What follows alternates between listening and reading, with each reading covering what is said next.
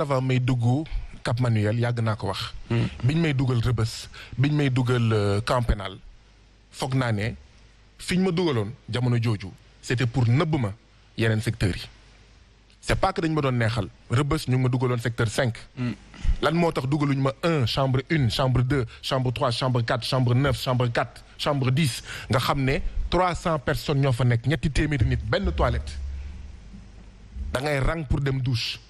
sa biir daw ci rang bi nga puub ci sa tubay ndaxte sa tuuru dugg ci douche bi jotagul. mais lan moo taxoon ñu dugal ma secteur 5 nga xam ne mooy secteur bu gën a baax bu weesoo néeg bi nga xam ne ci la Khalifa Sall nekkoon c'est pas parce que dañ ma doon defal lu baax c'est parce que dañoo bañoon ma gis loolu ndaxte bu ma génnee naa ko wax. lan moo tax ñu dugal ma QHS dëgg la pour méttital ma waaye pour bañ ma gis yeneen chambre yi. mais bii paa nag moo tax kon ñu dugal la bii paa nag li xew yooyu ci Cap Manuel. li xew mooy dama dugg ci buntu Cap Manuel ñu ne ma simmeekul dafal taatu neen ma ne leen du ma simmeeku ñu fuye ñi ma àndaloon ñëpp ñu génne leen man rek ma des ak 10 gardes ñu ne ma gii da ngay simmeeku wala doo simmeeku ma ne ko simmeewu. parce que directrice bi nee na kuy dugg loolu la ñu lay def pour xool ba xam yoroo ay armes xool matuwaay également yi nga xam ne dañu koy jël. ma ne leen simmeekuwuma jusqu'à l'extinction du soleil. ñu ne ma léegi luy pexe man ne leen xaw ma ci dara du ma leen tere ngeen simmi ma waaye man du ma déboutonner benn bouton du ma simmi benn sous-vêtement du ma tekki benn ceinture du ma simmi benn pantalon du ma simmi benn en fait caleçon waaye nag bu ngeen ko buggee def bu ngeen ko mënee def maa ngi nii ñu déboutonner samay yére simmi sama chemise ñu ne ma simmil sous-vêtement bi man ne leen laalu ma benn sous-vêtement ñu yëkkati na ma yëkkati sa loxo ma yëkkati ñu ne ma ñu yëkkati sama sous-vêtement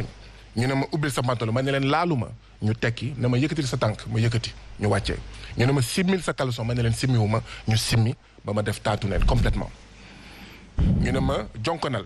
ma ne leen jonkonu ma waaye bu ngeen mu mën a jonkonloo def leen bon ñu wàccee yëkkati ma wàccee yëkkati ma non avant loolu ñu ne ma sëkkatal ma ne leen sëkkatuma bu fekkee mën ngeen ma sëkkatloo def leen mais loolu mënuñu ko ñu ne ma jonkonal jógal jonkonal jógal man ma nekk nii taatu neen sama awra di lang voilà ci kanamu ñëpp enfin pas ci kanamu ñëpp ci kanamu 10 agents mais dama bëgg a préciser du sama taatu neen moo tax ma ne kenn du ma simmi taatu neenu képp kuy dugg kaso moo tax ma ne kenn du ma simmi dama ne damay bañ pas pour man mais parce que am na ñoo xam ne ay 71 ans 75 ans 80 ñuy dugg kaso ñu simmi leen taatu neen ma ne leen bu nekkoon seen bàyyi ñu ne ma duñ ko def ma ne man citoyen bu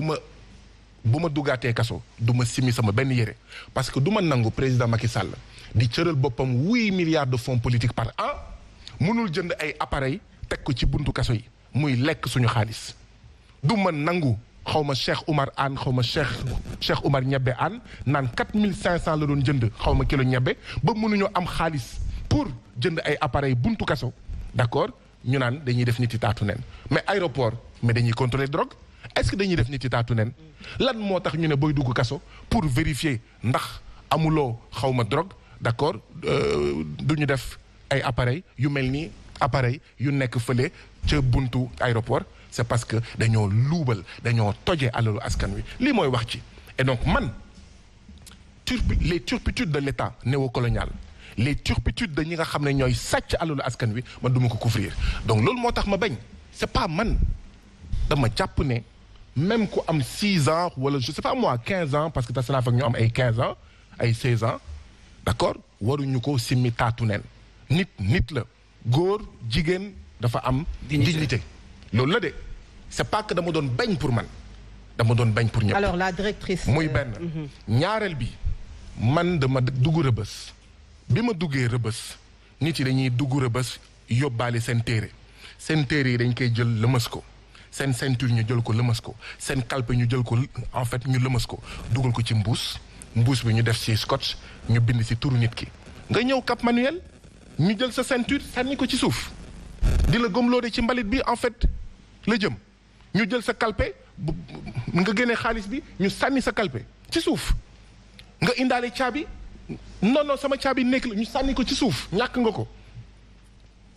d'accord ñu ñëw yaa ngi takk téere man musuma takk téere de ma vie te duma musa takk téere de ma vie mais xam naa sénégalais ñii di takk téere attachement spirituel bi ñu am ak seen téere ñu takk seen téere ñu jël dagg takk seen kanam mais violemment sànni ci suuf non loolu moo am ci bunt bi léegi xam naa ne dama njort ne loolu ma def ci bunt bi loolu da leen naxari moo tax biñ may dugal ci néeg bi ñu yóbbu ma chambre 1 donc mbir mi noonu la demee à la porte ma dugg ñu dugal ma chambre 1 man waxuma bu ma kenn dugal chambre 1 dama bëgg mu leeraat man bu ma demee rëbës nañ ma dugal 3 wala 4 c'est pas ça le problème même bu ma nekkul 3 wala 4 wala 1 est-ce que war nañ dugal fu war a am juróom fukki nit ñu teg fa 150 personnes dama dugg mais place pour toog sax amul ma fekk fa ay nit juróomi fan sanguwuñu ba pare maanaam ci biir kaso bi 150 personnes mais ñi ci ëpp dañuy tux ñeneen ñi tuxuñu toute la journée guddi bi yëpp ñuy tux parce que boutique bi foog mu jar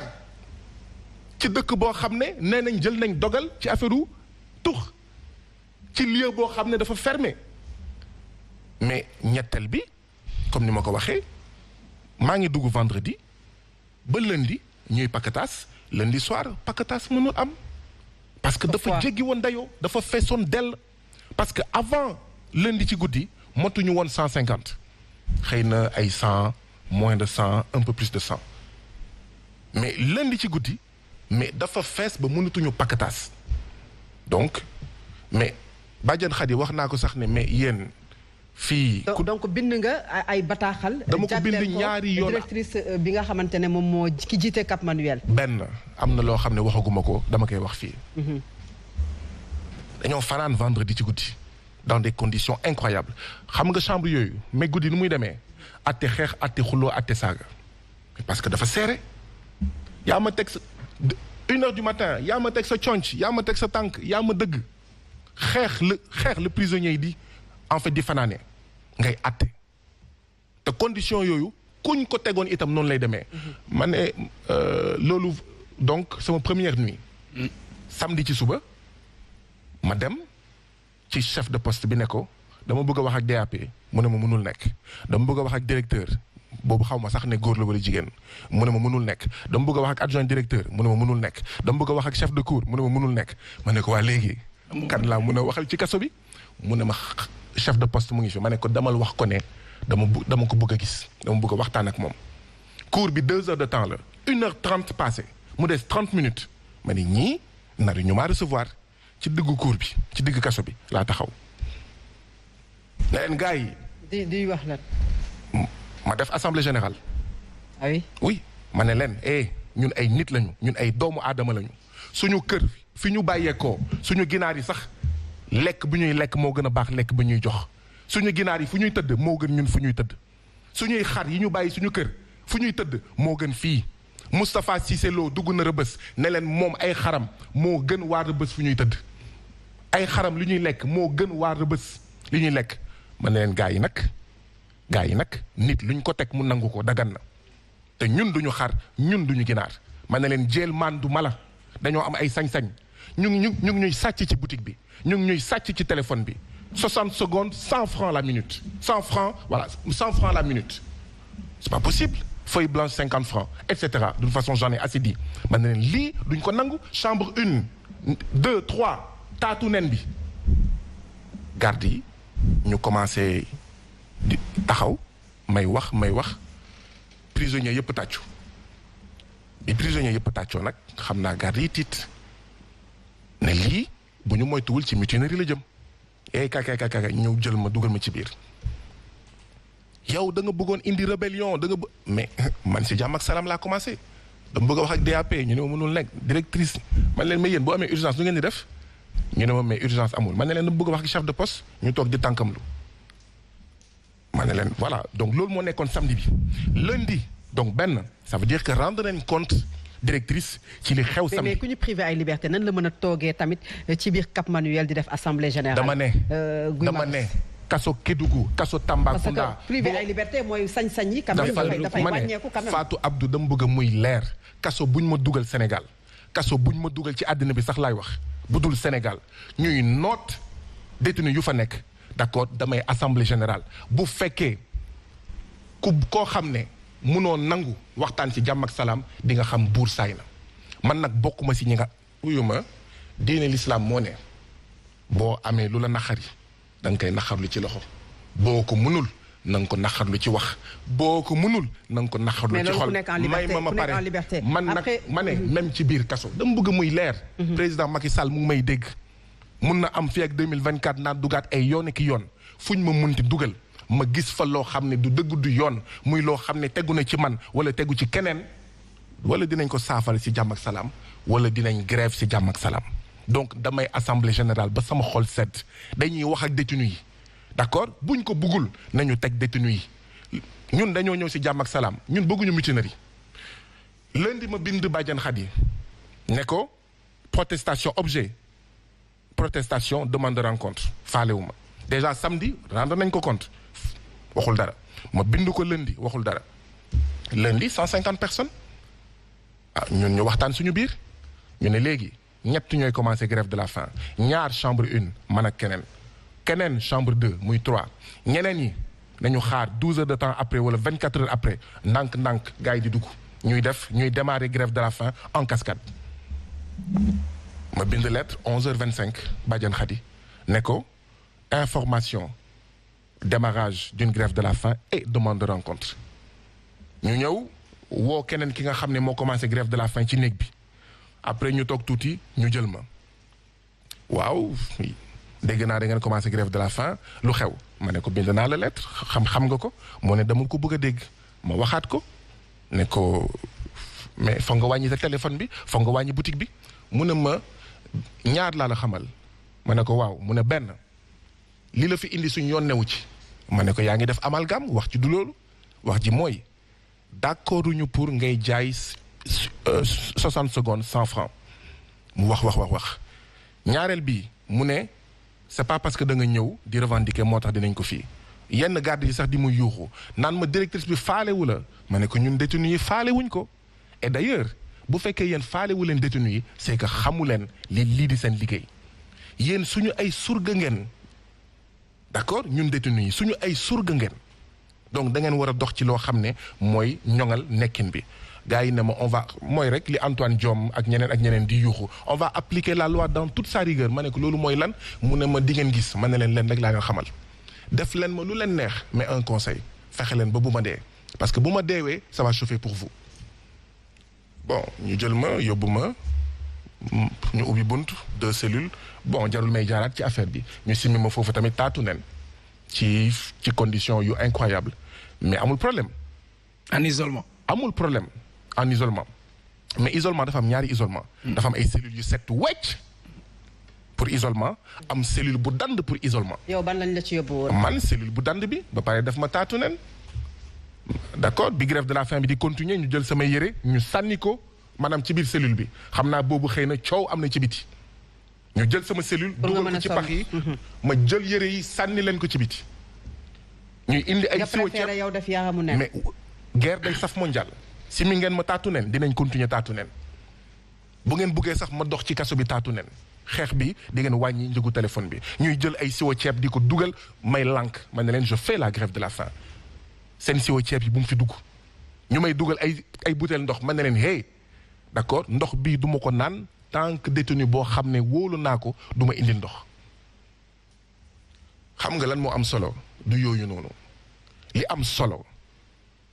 am solo mooy sénégalais yi foog ñu gëm seen bopp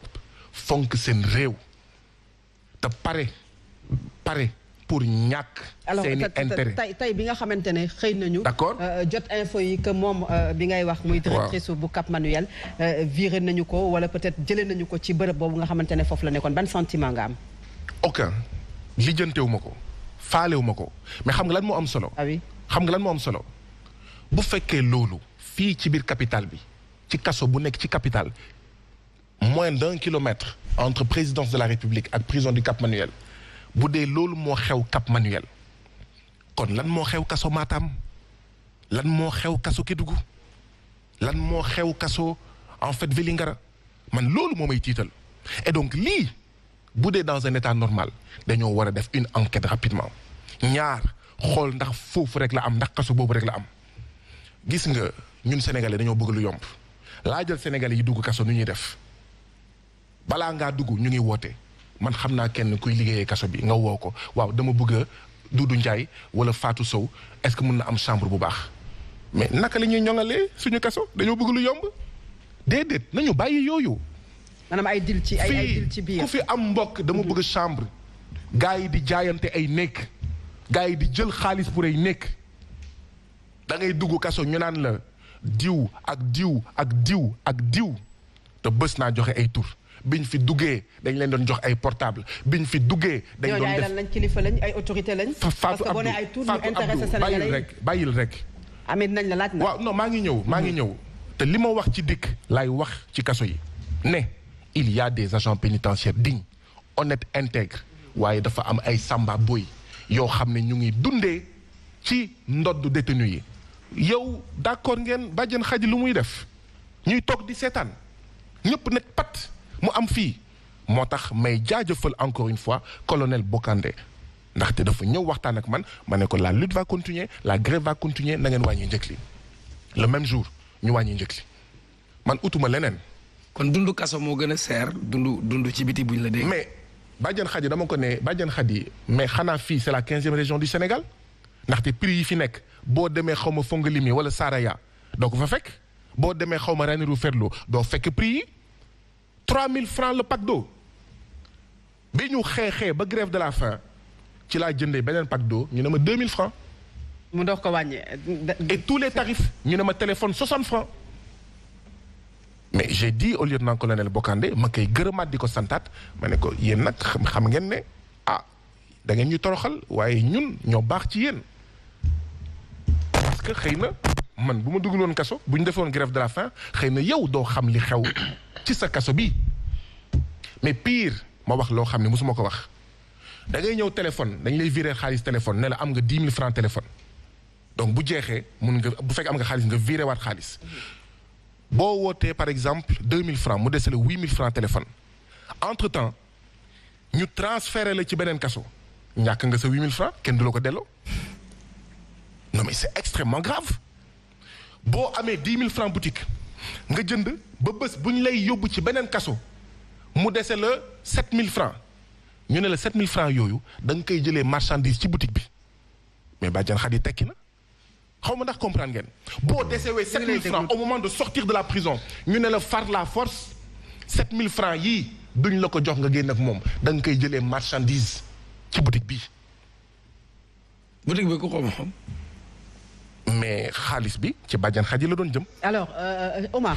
ñu ngi ñëwaat ci yow. d'accord mais wuyu ma xam nga lan la. nañu àtte jëlmaan yi. nañu àtte jëlmaan yi. bu fekkee. maanaam xaaral bu fekkee procédure maanaam Sonko bi nii lañ ko baralee.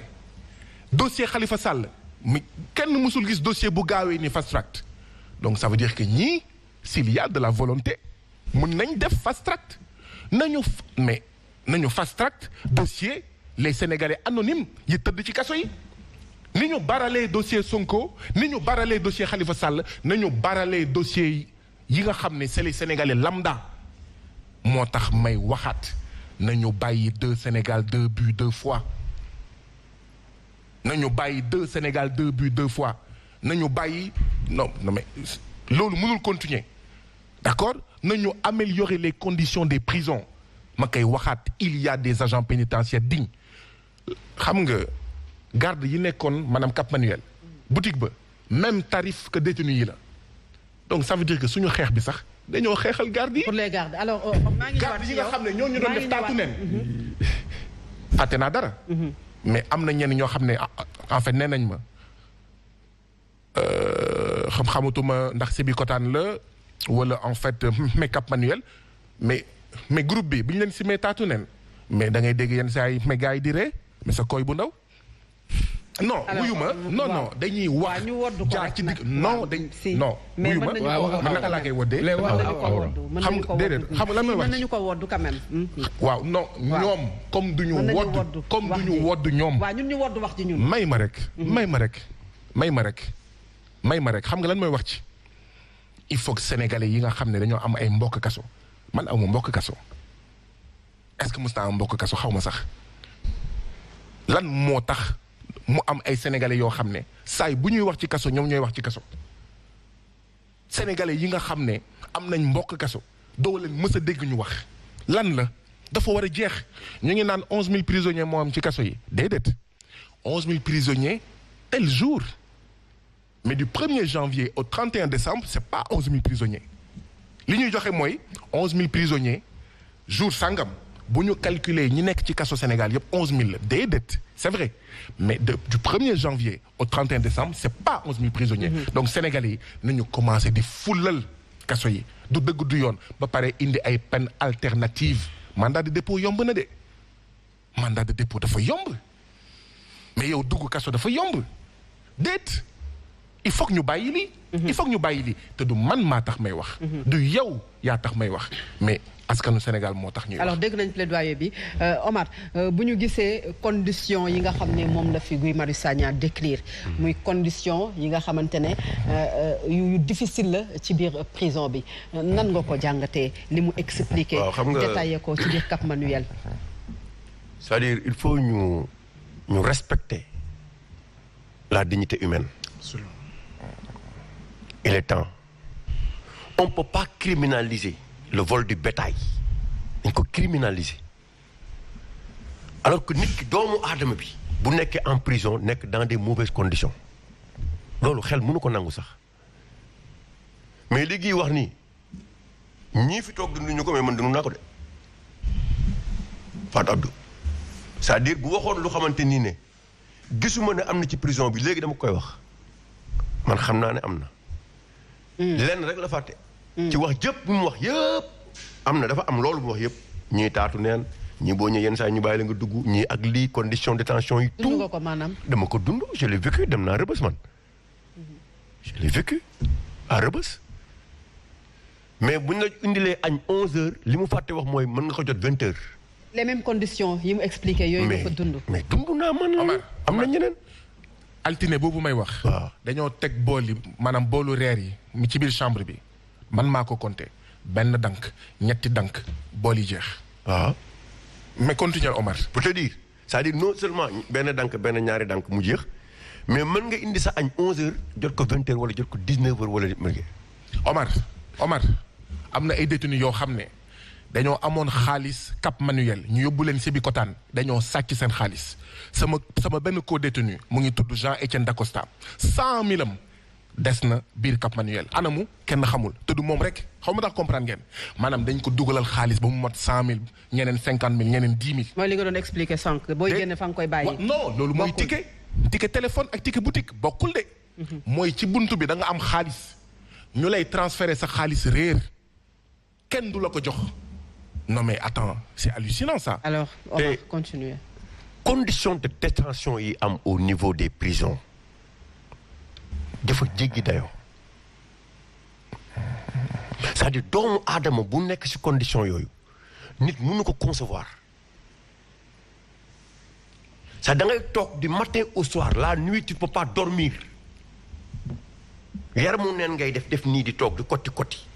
du matin jusqu'au soir c'est inhumain loolu ci ay doomu aadama yoo ma ci nii wàllu génn na fi président génn na fi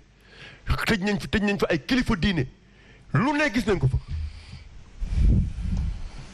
mais nga gis la ñu nekk ci niveau de détention yoo ma ci nii est-ce que loolu doomu aadama condition yooyu war nañ ko ci mën a teg laa uufaat Abdou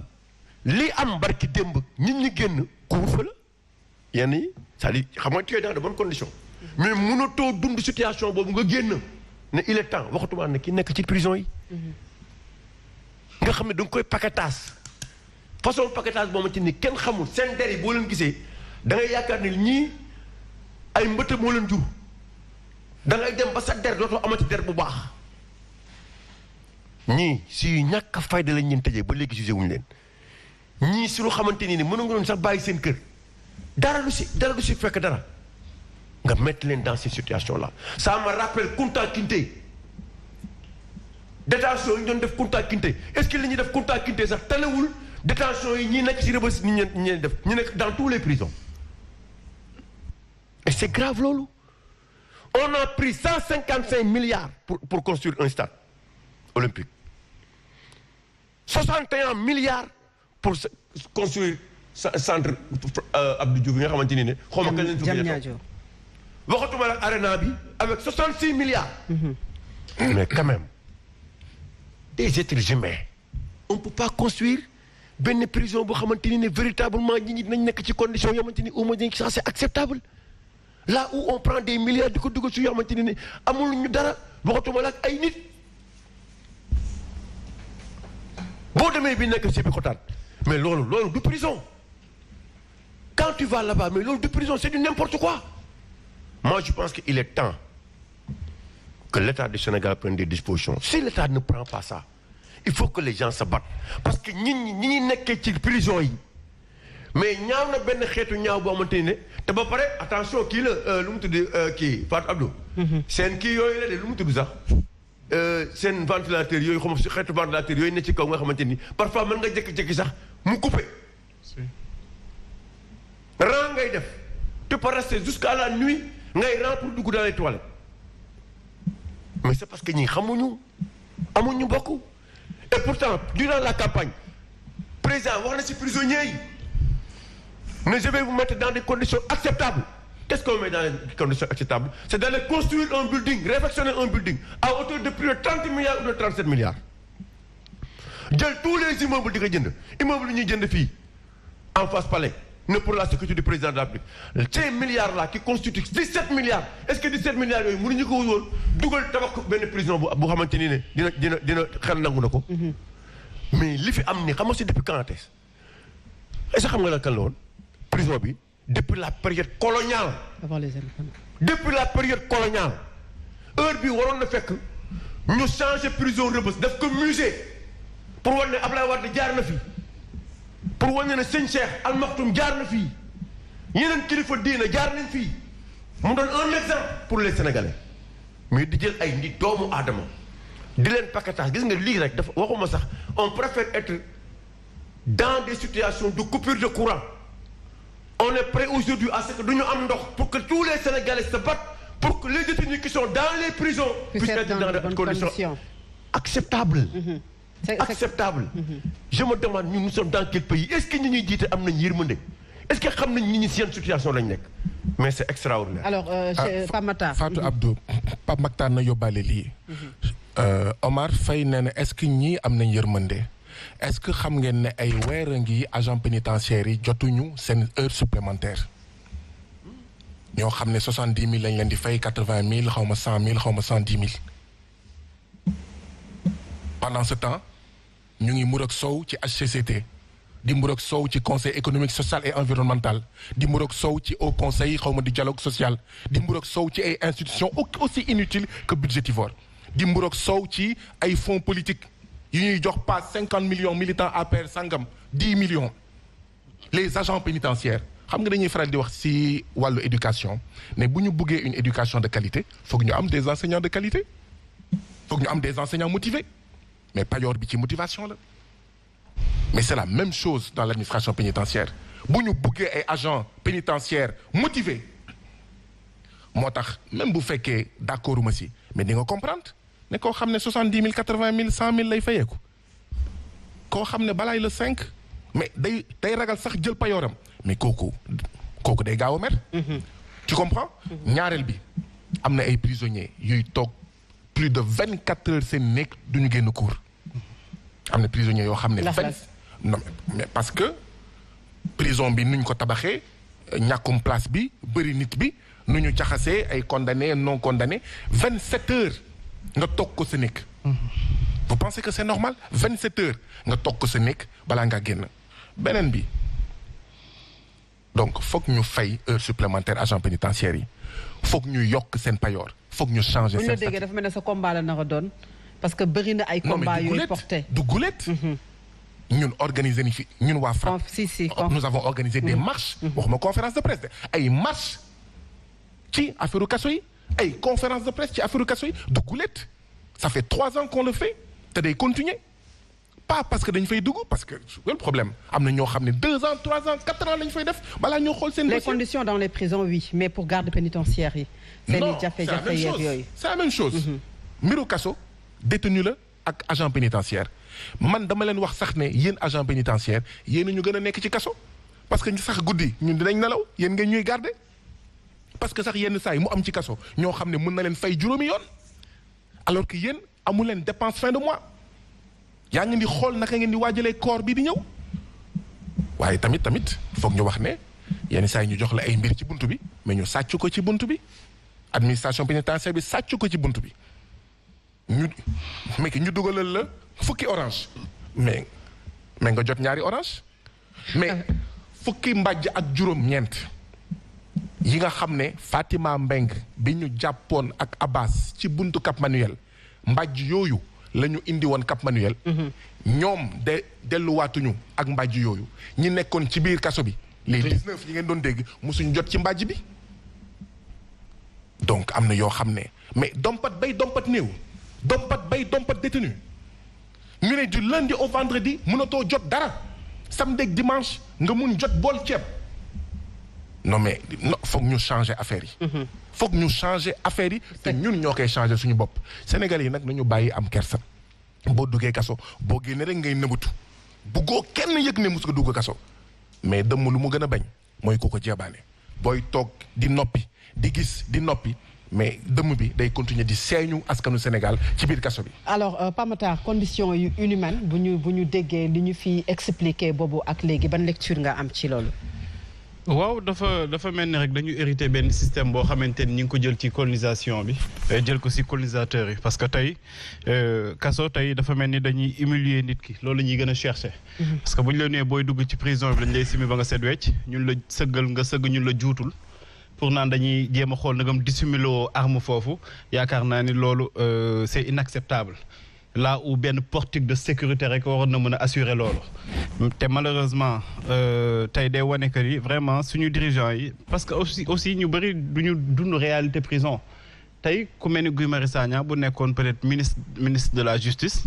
dina am yërmande du ma ni sax yërmande dina am responsabilité ba dina def li nga xamante ni mooy li wax tey mënuñu comprendre Sénégal bii de prétendre à l'émergence Sénégal bi nga xamante ni dafa am TER am ay BRT am ay mbir yu doy waar ci technologie Sénégal boobu tey jii ñooy def ay fouilles corporelles ñooy jël loxo di ko dugal say taat di naan dañuy xool arme wala amuñu arme xam nga loolu ci kilifa boo génnee dafa am kersa bi nga xamante ni dafa mel ni moom nañu bëggoon dindi ci yow et puis après au même moment il ose nous parler de réinsertion ñoom ñu lay déshumaniser ñoom ñi nga xamante ni dañuy jël lu tax nga nekk nit sa dignité ñoom ñoo koy jël ci buntu kaso bi laataa ngay dugg ci biir ñoom ñoo koy jël ba noppi di la wëlbatiku di naan réinsertion dans ces conditions nan la nit ki di réinsérer ci société boobu donc je crois que lii dafa nekk ay mbir yu doy waar et puis lii mu wax nii dafa ñëw gën a conforter témoignage bi fii Boubacar Seye doon def moom aussi di rappeler que ni nee na ci biir kaso bi nañ ko doon joxe ay cere ba mu jëlee fa jabet est-ce que tey dañuy toog di seetaan ay nit ñu jël leen parce que ànduñu ak nguur gi encore une fois tey Guy Marius Sagna bu nekkoon militant wu APR wala Benno Bokk Yaakaar problème yi muy dund du ko dund parce que fouille boobu ñuy wax naan mais kaso dañu lay priver say liberté mënoo fa am aussi lu la neex Pape Matar non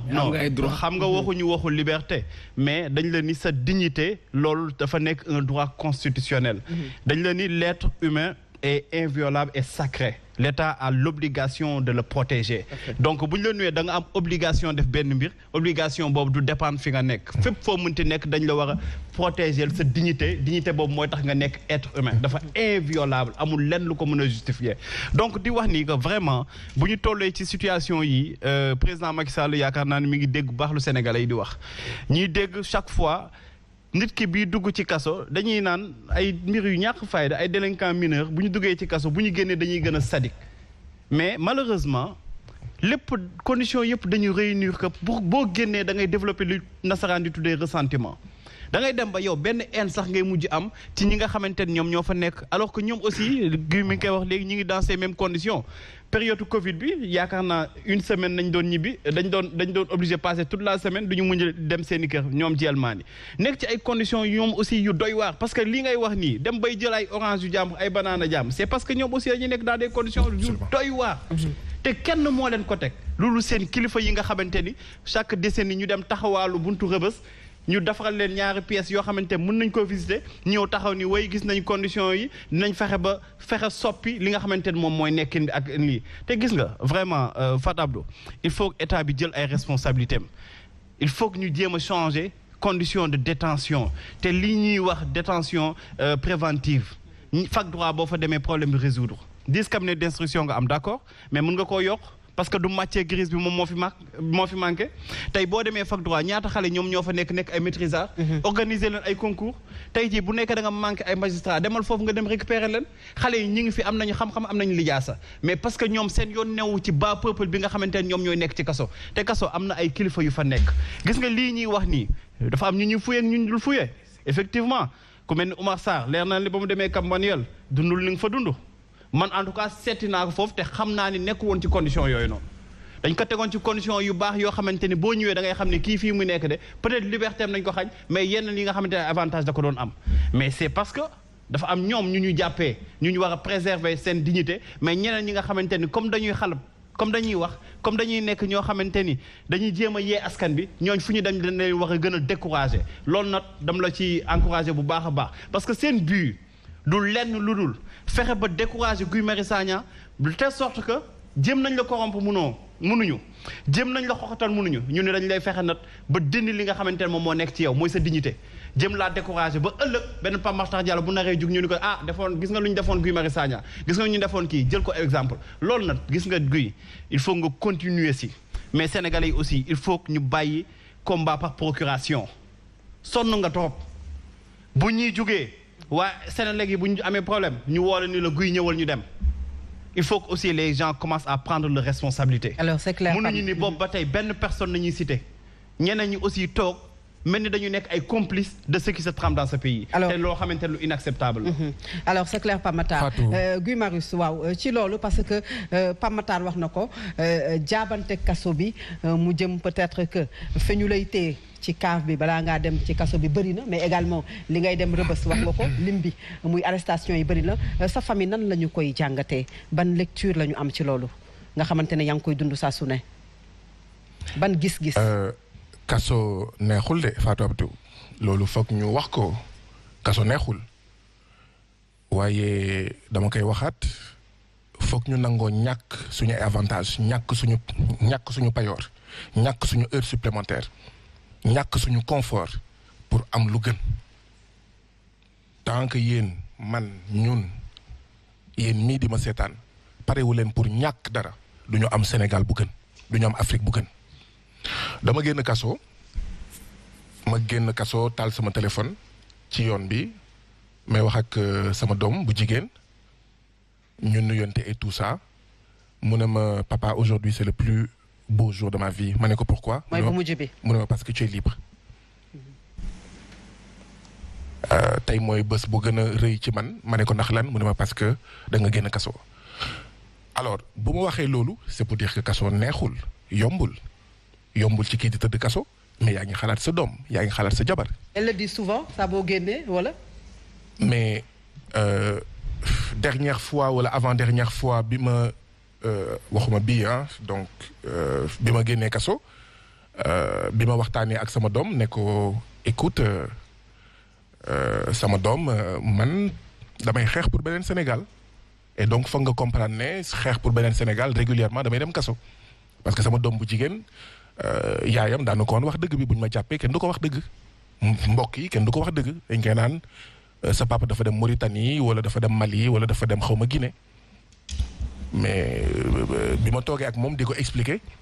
mu ne ma yoon bale passé sax dañoo jàkkaarloo woon xawma ak télé bi ñu jékki-jékki rek ci télé bi ñu ne Guy Marius Sagna en prison ñëpp daw jël télécommande bi fay et tous les autres jours boobu bés la télé gëj a tàkk donc télé kaso neexul mais suñu réew moo laaj ñun ñëpp citoyens sénégalais ñuy def ay sacrifices. bi nga ko waxee loolu lan la tontu. mais dafa jooy en fait mu ne ma kon ñi ma doon wax xaw ma ay Mauritanie nga demoon ndekete demoon Mauritanie yaa ngi nekkoon kaso et maa ngi fàttaliku bés bi nga xam ne dañoo taal télé rek gars yi ñëpp fay télé bi pour bañ ma dégg alors que déggoon naa waaw gars yi ñu ma doon nëbb mais xamoon naa dafa jooy ba voilà quoi alors on fait avec et et voilà kaso dafa métti ndaxte bi may dugg kaso am na ñoo xam ne maa ngi doon wax ak ñoom 2 wala 3 fan balaa maa génn kaso ñu ne ma Mactar Fofana Niang gaañu na Yankhoba Sadio gaañu na may ñaan suuf woyof seen kaw. may jaale seen mbokk di ñaan yàlla xare leen aljana donc kaso dafa métti gis nga 1 mois de kaso di nga toog 2 ans wala 3 ans pour mise à jour da ngay jékki-jékki ñuy waxtaan ñu naan la mais diw de defoon na lii nga ne lii kañ la ñu ne ma fekk yaa ngi nekkoon kaso